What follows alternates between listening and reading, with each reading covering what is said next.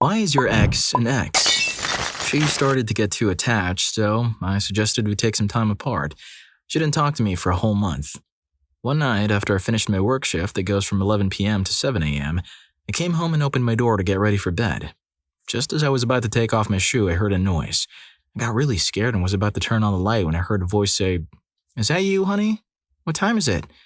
I turned on the light, hoping it was just a joke, but there she was, in my bed, looking at me. I live in a military base and I left my door unlocked because I didn't think anyone would be crazy enough to break in. I shouted, "What are you doing in my room?" She said she missed me and wanted us to be together again. I was really tired from work and the whole situation was making me feel uneasy, so I told her to leave. She wouldn't listen and threw the blanket off, saying she wouldn't leave until I was nicer to her. I left the house and called my friend who works as a military police officer. He was on duty at the gate and I told him what was happening. He said he would help. A little while later, a lot of police cars showed up and there was even a SWAT team with all their gear. My friend was leading them to my door. I asked him what he had told them was going on inside, and he said he told them about my ex who wasn't acting normal. The officers told me to stay back and they went inside. She wouldn't leave and started throwing things at them. And she ran out of the house, even though it was snowing outside. An officer told her to stop because he had a weapon, but she kept running. He used the weapon on her and she fell into the snow. Yeah, this is why my ex is now my ex. You gotta admit, that SWAT team was kinda overkill. Story 2. After being together for a year, I slowly started to understand that he was pretending about a lot of things in his life.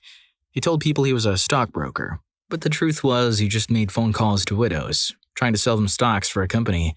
He acted like he was really good with money and had everything under control, but that wasn't true at all. He was actually living off his dad's money. I found out he hadn't paid his electric bill in 3 years, and he couldn't even admit that his dad had to take care of it. It was a surprise that his power wasn't turned off.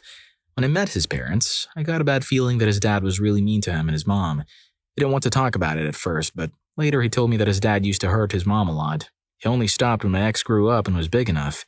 He said he was always on my side and supported me, but after we broke up, I found out that he actually hated all the sports teams I liked.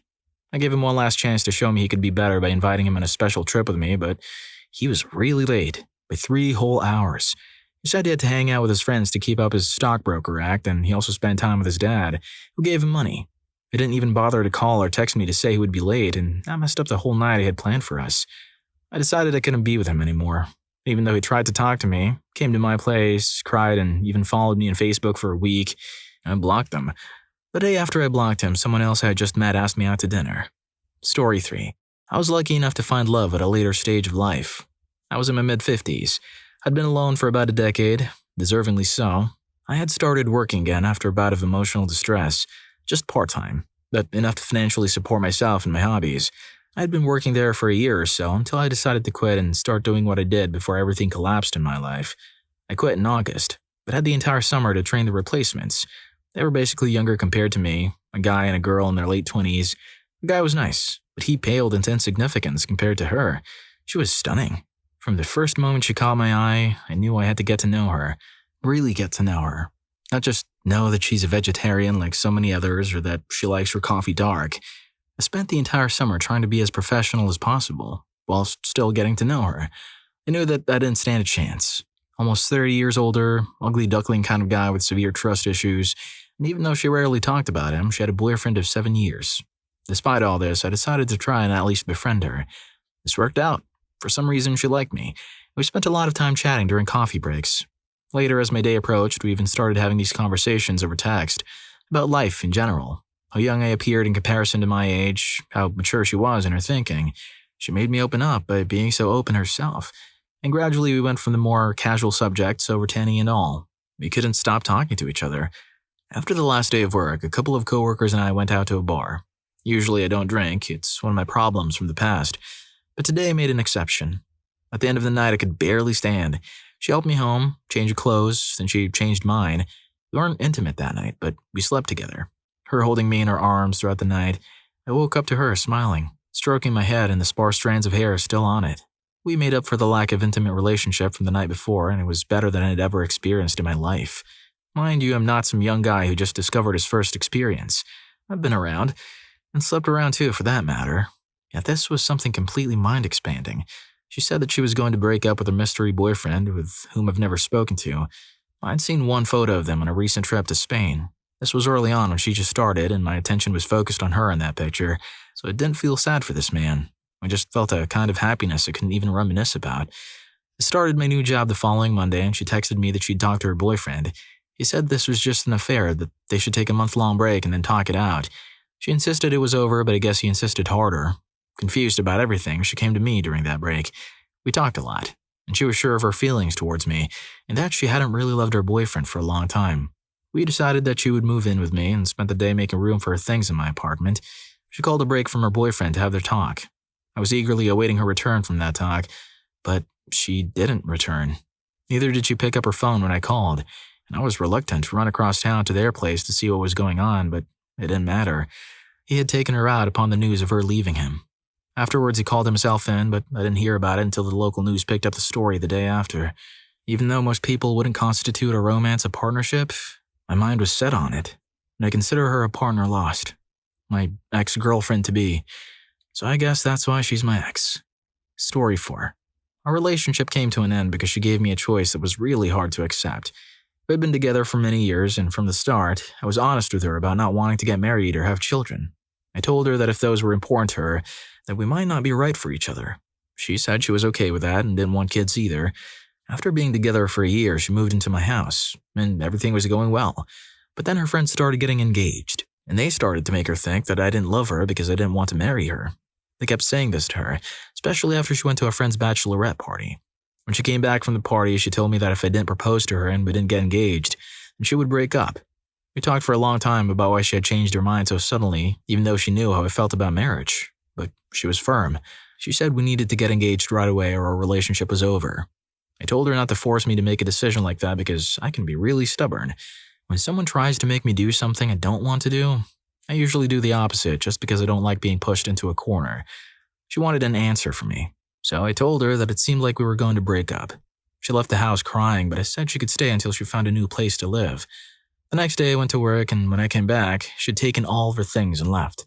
I decided to take a shower, like I always do when I get home, but after I was done, I noticed something really annoying. She'd taken every single towel in the house. I had to use the bathroom rug to dry myself off. On top of that, she left her dogs at my house. I waited for her to come back for them, but she never did. So now they're my dogs, and they're the best. Even though she kept my towels, I wouldn't trade these 2 dogs for anything. They're the best companions anyone could ask for. Story 5. When I was younger, I was really stupid and made a lot of bad decisions. I thought that when she complained about my schedule always changing, it was because she was too clingy and didn't trust me. I didn't see that she loved me for who I was, no matter what I looked like or what I did with my life. She just wanted to be with me and spend time together. I didn't understand why she got so upset when I forgot her schedule or when I said I was tired of being the only one spending money, especially since she was saving up for a house and a better car for the both of us. I thought her dreams of having children and building a family were just silly, and I figured she'd eventually leave me for someone else who wanted those things, but she really wanted to have a family and a loving marriage with me. I grew frustrated and bored whenever she cried or we had arguments. I was too immature to see the value in what we had. I was stupid and young, and because of that, I lost the most amazing, caring, and beautiful woman I've ever known. It wasn't until it was too late that I realized she truly loved me and cared about me deeply. She was willing to give up everything just to be with me, and I lost her because of my arrogance, selfishness, and rudeness. I was more interested in playing video games and spending quality time with her, even though she was open to sharing these moments with me or simply being there while I played. Not a single day goes by that I don't regret my actions, that I don't think about her, that I don't wish I hadn't messed up my life so badly. Now I'm even heavier, living alone in a small 1-bedroom apartment, with a car that's falling apart and I can't find a woman who's interested in me. I've learned my lesson. I'll never take anyone or anything for granted again, but the pain of my loss never fades, especially knowing that she's now with someone else who treats her with the love and respect she deserves. Story 6. He was the kind of guy who always needed to be in control, a real mama's boy.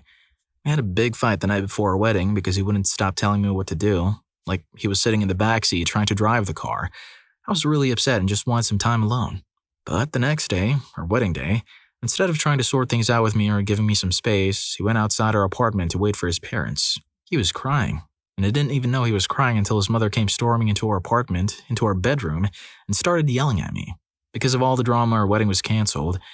The day after, he left early in the morning, and when he came back, he told me he had to leave. He and his family forced me out of a place where I had every right to be, since I was paying rent too. I went to the police to report it, but they didn't take me seriously. He got really angry and went to stay at his parents' house. On his way out, he told me I had to leave the city before he came back. Luckily, some friends from St. Louis, Missouri drove all the way to Iowa to help me. They took me to St. Louis. After staying with them for 10 days, I found myself homeless again, living in the streets of St. Louis for 2 months, moving from one friend's couch to another, but I made some great friends there, and I'll always be grateful to them. By the way, I'm not American. I'm from South America. I went to the US on a fiancé visa that I paid for, and a flight that I paid for. I spent $6,000 in visa fees, plane tickets, and our apartment lease. I even sold my car to afford the trip to the US. My visa expired 2 months later and I had to leave the US. Now I'm back in Bolivia without a car, living with my mother. I recently got a job after months of being unemployed and dealing with emotional distress. I'm trying to get back on my feet, and things are starting to look up. I met someone new in St. Louis, and we've been in a long-distance relationship for 4 months now. We're hoping to be together again when I return to the US. After everything that happened, we tried to talk, but he made me believe it was all my fault. I believed it for a while, but he never took any blame. I thought about it a lot, and now I see clearly. I'm done with him. Story 7. I was in a relationship with this girl for about 2 years, and everything was going great. We were really good together, and I loved everything about her. She told me she wanted to wait before being intimate. And I was okay with that because I thought she was worth waiting for. Unfortunately, I was diagnosed with a condition that made it incredibly painful to walk, which made my life a lot harder. I was dealing with the illness and the stress it brought for many years. This happened just before she was about to leave for college. When she got to college, she started dating other guys without telling me. I lost my job because I couldn't walk, and when I called her to talk about it, she didn't really listen to me. I found out later she was cheating on me while we were on the phone. A month later, she told me we should take a break and that she was already over me. She basically said she didn't want to date someone she saw as a loser. It was more than just emotional distress. I was in constant pain, jobless, and had no friends. I decided to go back to college to try and turn my life around. During that year, she slept around and got a transmissible disease. I had no idea about any of this. She was really good at manipulating people and somehow kept me in her life. Even though I tried to remove her out of my life many times, she had the nerve to show up at my door, saying she missed me and wanted to get back together. I stupidly agreed because I loved her more than I should have and because I didn't know the whole truth. A few months after we started being intimate, she slowly began to tell me what she had done while we were apart, and she tried to blame it on me. She would sometimes leave me to go party with the girls, and who knows what she was really doing. She acted completely selfish and even talked badly about me on her Twitter. I couldn't handle it anymore and eventually broke up with her. Right after that, I got together with one of her good friends, which was incredibly satisfying. We went back and forth for another year or so until I called her and said something like, "You're the worst thing that ever happened to me. We were great together until you decided to become a party girl overnight. I never want to hear another word from your disease-ridden mouth." As petty as it sounds, it felt really good to finally hurt her back. Since that day, I haven't had any contact with her at all. She graduated with a degree in communications and is now managing a Denny's, dating a 40-year-old mailman. On the other hand, I graduated with a degree in computer science and electrical engineering, got a high-paying job at a top-tech company, and not dating a mailman, and have finally overcome my illness. Plus, I've been tested multiple times and it seems I didn't catch her disease. Thank goodness. So, who's the loser now? Whoa, man. I'm with him all the rest of the way, but do we really need to be spitting fire at mailmen? I mean, it's not the most glamorous job in the world, sure, but dating a mailman isn't an insult. Story 8. While I was away serving in Iraq, she was unfaithful to me. When I returned home, I discovered she had been looking into how to divorce me. Despite this, we somehow managed to stay married for 4 more years, but only one of those years were we actually living together.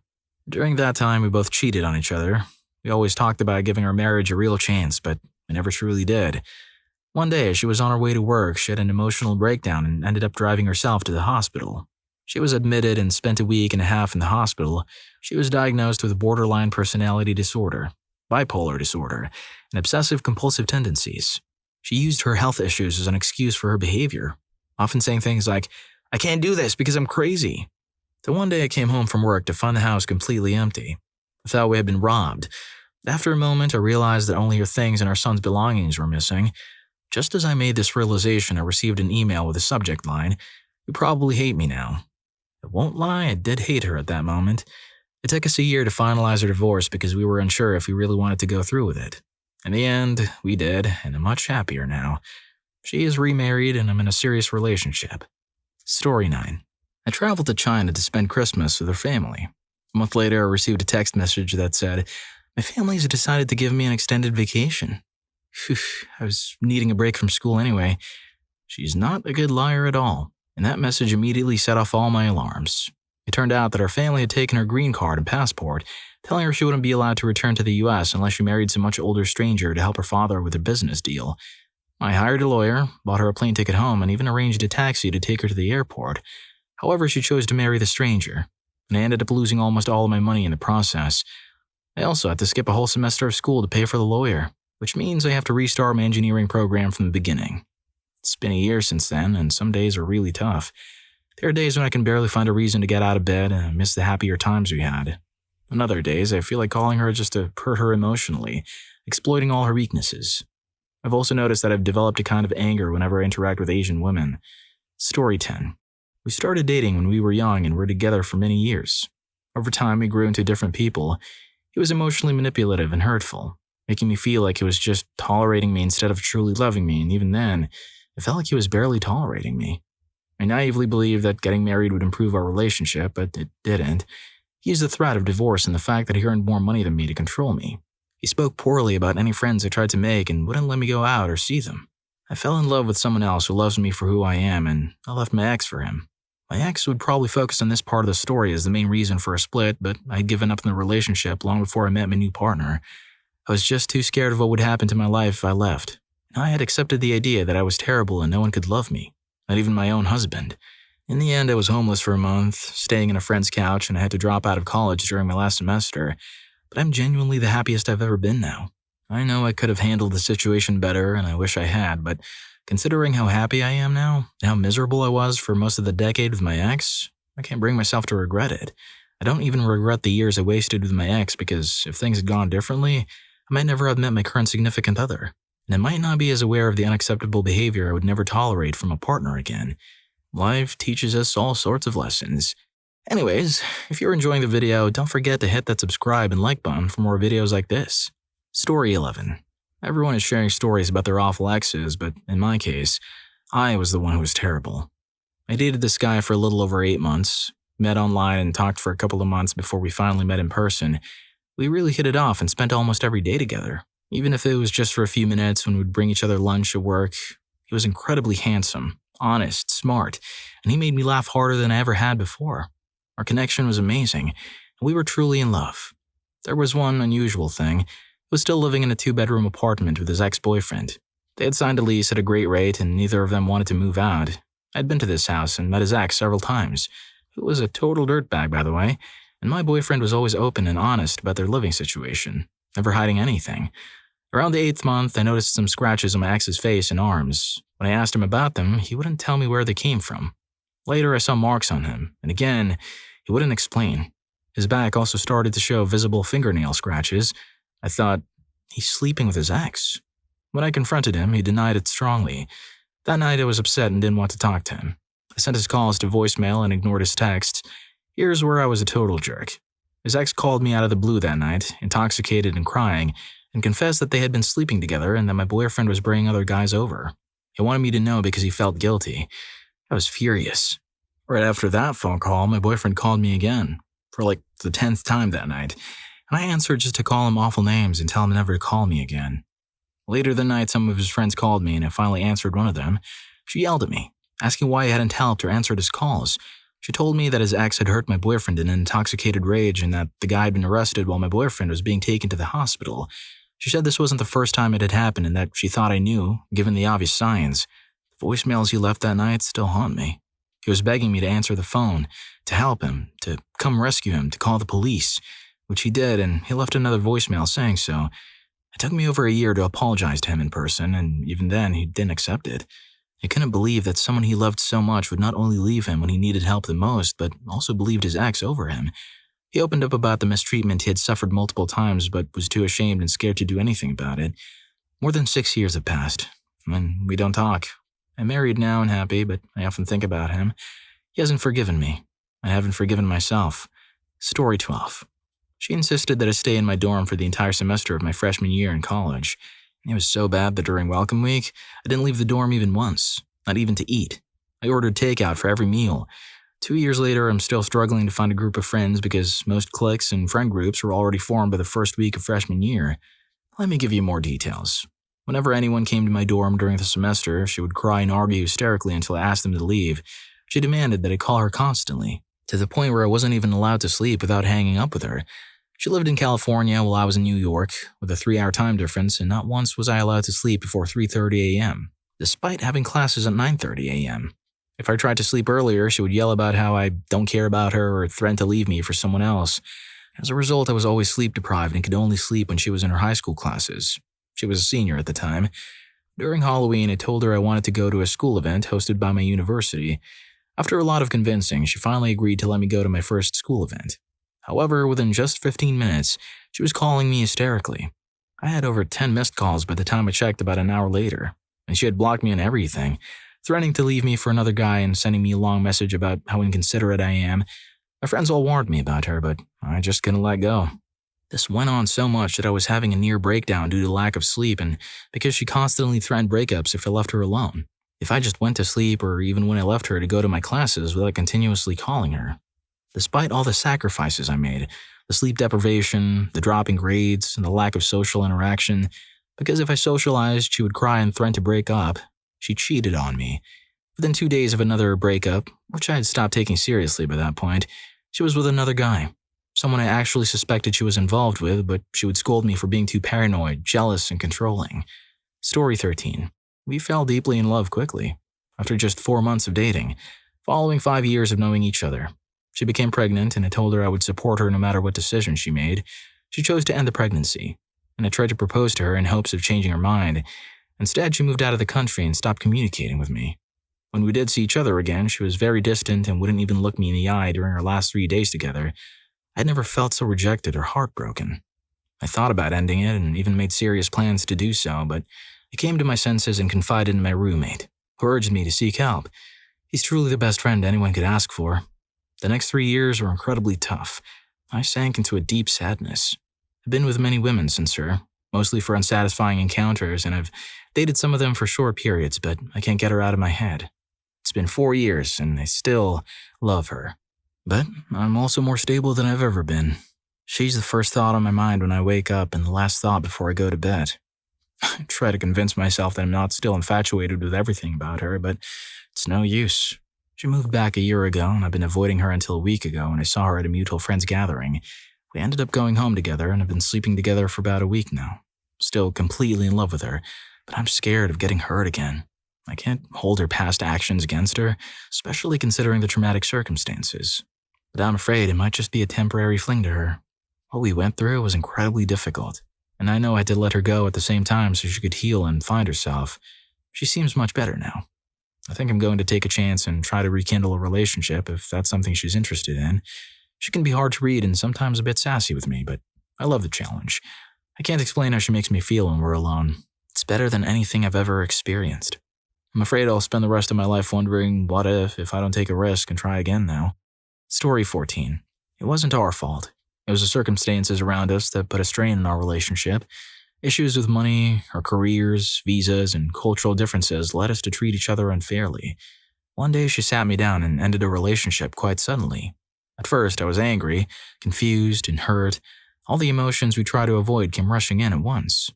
But after some time I realized she had made the right decision, and I even thanked her for it. Every day, things got a little better and easier. They were still strange. We continued to support each other and care for each other. It might sound odd, but we both helped each other through the breakup. There was never any ugly discussion in the end, probably because our relationship had been free of mistreatment and infidelity. We just weren't in a position where things could work out. We talked through everything and we were always honest about our feelings, like two adults dealing with a tough situation. I started university and completely changed my career path, while she became even more focused on her work and studies. Now we're both better people because of it. We still feel like soulmates and talk every day, but sadly, the relationship we worked on for 4.5 years just didn't succeed. However, we gave it our best shot and definitely had a wonderful time together along the way. Story 15. Her mom was a controlling and obsessive person who pretended to be very smart and was extremely determined about her feminist views. I began to see how much of her negative attitudes had been passed on to my girlfriend. It was frustrating because her mom, a wealthy white woman who never had to work a day in her life thanks to a rich father and husband, would constantly complain about how hard women have it. Every single time we sat down for a meal, her mom even had the audacity to tell me that women are the superior gender. Really? Is that why you went straight from relying on your wealthy father's money to depending on your rich husband and never had a job? It's ironic that she claimed superiority while living off of others for 60 years and not contributing anything to society except for raising a couple of spoiled daughters and spreading neighborhood gossip. One day her mother and later my girlfriend spent over an hour criticizing me, saying that all video games are bad, even though they had never played one. I tried to explain that video games, like any other form of media or entertainment, offer a wide range of content and experiences. But all I got in response was, "No, they don't. All women in video games are just dressed in skimpy clothes and all you do is strike people." It's astonishing how someone can be so ignorant and rude while claiming to be liberal and open-minded. It was really frustrating. My girlfriend made a comment about me getting rich and renting a nice house for her to live in, and I realized she was following in her mother's footsteps. No way. You don't deserve the fruits of my hard work. Go be someone else's biggest regret. And honestly, you're not that attractive anyway. Story 16. The timing was really unfortunate. I met her about 5 years ago at my old college's homecoming. I felt an instant attraction to her, which was much stronger than what I usually feel for anyone. We started talking a lot, and officially began dating a couple of months later, even though I lived 2 hours away. At first, I didn't put in the effort I should have. Since she was easygoing, I would cancel her plans if they conflicted with other plans or if something came up with my business. Starting a relationship with long-distance dating isn't always doomed to fail, but it's definitely not easy. We broke up, and I started to reflect on myself. I realized that I was the reason the relationship wasn't working because of my lack of effort. So the next time I saw her, I was honest about my feelings, and we decided to give it another try. But then it seemed like our roles were reversed. I made a lot of effort to plan things, only to be met with the same only if it works for me attitude that I used to have. I don't think she did it on purpose, but it hurt. It made me realize how many times I had hurt her. We broke up again and stopped talking for about a year. Since then, we would randomly start texting each other just to catch up if we knew we were both in the same area. Then we'd start talking a lot, only to grow distant again. It was an unpleasant cycle. Just last Friday, I finally realized that I don't want things to be like this anymore. She's not really the person I thought she was, as I had seen her through rose-colored glasses for the last 4 years. These kinds of breakups are always the hardest, in my opinion. If someone cheats on you, that's a clear sign of disrespect for the relationship, and it's an immediate deal-breaker. But if no one does anything particularly terrible, you're always left with a nagging thought, I really think she might be the one I'm supposed to be with. It was just bad timing that ruined everything. This situation dragged on for too long in my life, and I probably didn't let other people in because of it. Story 17. I met a girl after going through a tough breakup. She was new, fun, and we really connected. She told me she had a 5-year-old daughter. I'm a young single guy in my late 20s with no experience with kids and never wanted any, but I liked her. She was caring and loving, but she had secrets. Her daughter's father was a typical lowlife, always in and out of jail. I couldn't understand why she put up with his nonsense for so long, but it wasn't my place to judge. It seemed like there was a new problem every week. She started bringing her daughter into my life pretty quickly, and I found out she was being evicted and was 4 months behind on her rent. A few weeks later, her car was repossessed from my parking lot because she owed almost $1,200 in her payments. All this while she was going out a couple of nights a week, getting hammered and coming home at 5 a.m., knowing I had to be up for work by 7 a.m. She started talking about moving in together, marriage, spending time with my family, and having family night with her and her daughter. I let her move in, and soon my place was filled with pictures of her daughter, cluttered up, and I was asked to babysit while she worked. It felt like all her stress was being dumped on me. I'd come home after a long day at work to a mess and a crying child. It started to affect my job. I'd spend 2 hours cleaning only to come home to the same mess the next day. I felt like I was taking care of 2 children. We had a long talk, and I explained that a relationship should be a two-way street. She tried to make some changes, but she still wanted to do extravagant things even though she was broke. She said she didn't feel like living with me if she wasn't contributing financially. We agreed she'd pay a small amount every week, but I had to ask her for it every single week. That only lasted about 3 weeks before she stopped paying altogether. Now her car payment is 3 months behind and her bank statement shows she's over $1,000 in the red. Story 18. We were in a relationship for 20 years, and when we brought our first home, instead of fixing it up and selling it for a profit to buy a bigger and better place, she decided to settle in and refuse to move. She began hoarding animals. What started with 1 dog and 1 cat turned into 4 dogs and 5 cats. When I brought up the issue of the animals, the mess on all the furniture and all over the rugs, she just dismissed it. We had to remove it and throw away all the carpeting in the house, and then the animals started to ruin the hardwood floors underneath her messes. She gradually became very insecure about her weight, her skin, her hair, basically everything about her appearance. We tried going to the gym, eating healthier, and getting out more, but she would try to sabotage all my efforts to improve her health. She complained about everything, often crying herself to sleep and flying into a rage over the smallest things. When I tried to help her, she would either launch into another angry rant about how awful her life was or lash out at me for suggesting she needed help. Living with her was like being in an emotional roller coaster, with her in control, so I took a long, hard look at our situation and realized I couldn't continue living that way. I decided to move to a different province and start over. Life isn't perfect now, but it's better than it was. Yeah, sometimes you just gotta choose the lesser evil. Story 19. My ex-girlfriend was manipulative and harmed me with her words. She had this middle child complex, and because her family treated her like the errand girl, she would sometimes take it out on me. It was my first long-term relationship, so I put up with it, thinking it was what you do when you love someone.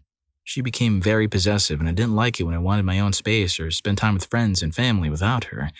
I lived with my mother, and when we moved out to the Bronx, my ex brought a house and turned the attic into a studio apartment to rent out. Eventually, she stopped renting it and let my ex and me move in upstairs, which is when things got worse. She worked at a daycare and babysat for extra money. She would make me go with her to these people's houses, and I did it because I loved her and didn't want her to be upset with me. I didn't go every time, but I did it more often than I should have. She didn't enjoy being around my friends or siblings, and I noticed she would start feeling unwell when I made plans with them or would just tell me she didn't like them. So I started making plans with them without her, which also became an issue because I wasn't spending time with her. When she wasn't feeling well, I had to do everything for her. One time I sprained my ankle badly and could barely walk for 2 weeks, but she would get angry if I asked her to get me anything. She acted the same way when I was sick. She would invite her friends over when I wasn't home and let them eat the groceries I bought, but she didn't want me to bring my friends over, and if I did, it was a problem. She became a teacher, which is when things got really bad. She was still babysitting, so she was very busy. I worked in retail and my day started a bit later, but she would wake me up on purpose instead of letting me sleep in. I had to make her lunch for work, do her laundry, and take care of all the chores. I did stand up for myself at times, but when I did, she would cry and promise to change, only to go back to her old ways a few months or weeks later. The final straw was when I made her dinner, and instead of thanking me, she complained about something I did or didn't include. I snapped at her. The next day, I broke up with her. The breakup was surprisingly smooth because I just stopped talking to her completely. Afterward, I was a mess for about a year, feeling sad from her hurtful words. She had a college degree, and I didn't. She always made sure I knew it. But I've rebuilt my relationships with friends and family. It wasn't until this year that I started feeling like myself again. I'm still single, but I'm okay with that, and I feel comfortable being myself again. Story 20. My girlfriend of 2 years at the time started a new hobby that she used as an excuse to go out of town every weekend for about 6 months to see another guy. I thought I was being a supportive boyfriend by trying to get involved in her hobby, since she seemed genuinely interested in it. But when I tried to join her, the whole lie came crashing down. After that, there was a strange period where she kind of dated both of us because I was young and naive and wanted her back. Eventually, we split up, and then she broke up with the other guy a few months later. Later on, a mutual friend admitted that my ex had been intimate with another mutual friend at a house party just a block from where I lived. This happened a week or two after she couldn't come to my birthday celebration because she had to go out of town for her hobby that night. She ended up blocking me on Facebook, and that was over 3 years ago. So I have no idea what she's doing now. I just hope that someone ended up breaking her heart the way she broke mine. Well, if you like these stories, here's more. YouTube thinks you're gonna love this. Catch you in that video.